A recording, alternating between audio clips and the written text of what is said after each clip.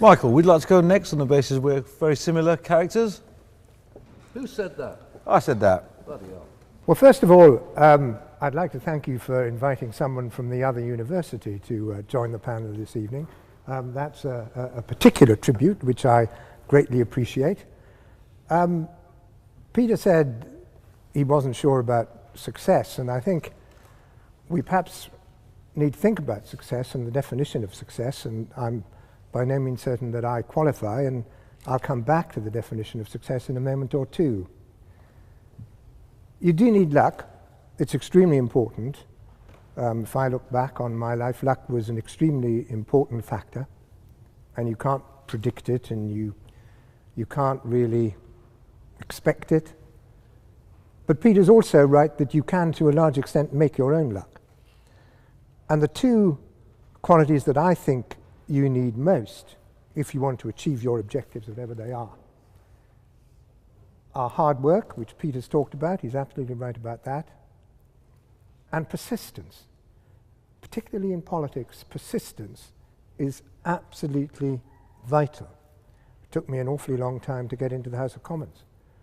And there are lots of people who have particular objectives that at first they can't succeed in achieving. And so the important thing is not to give up. Don't give up. Keep at it. Keep working. Be persistent. And there's a good chance that luck will come your way. And find out what you're good at, what you're best at. I have a simple belief that we were put on this planet to try and make the most of whatever qualities, gifts, talents, and attributes we were lucky enough to be given with at the beginning. And the main task of education, in my mind, is to help everyone find out what they're best at, what their particular talents and attributes and gifts are, and then to teach them to maximize their potential and to make the most of those gifts and talents and attributes, and thereby to make a difference to the world and to make it a better place. And that doesn't always mean what people would normally define as material success. I have the great privilege to be chairman of an organization called Help the Hospices. It's the umbrella organization for all the hospices in the country. And this afternoon, I spent the afternoon at a hospice in Oxford. It's called Helen House. It was the first children's hospice in the world. And it's here in Oxford, set up 30 years ago, set up by an incredible woman called Sister Frances. She's an Anglican sister, member of an Anglican order, and she had the idea of setting up a place that would look after children who are near the end of their lives. And of course, to visit a hospice, any hospice, and to visit this one in particular, as I did this afternoon, is one of the most moving experiences you can have. They are remarkably, they're very joyful places, they're wonderful places.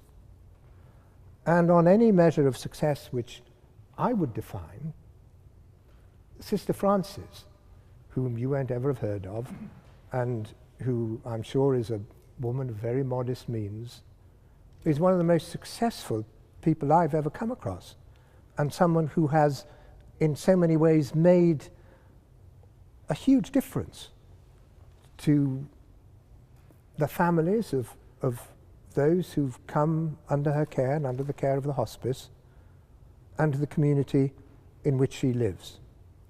So you can define success in many ways.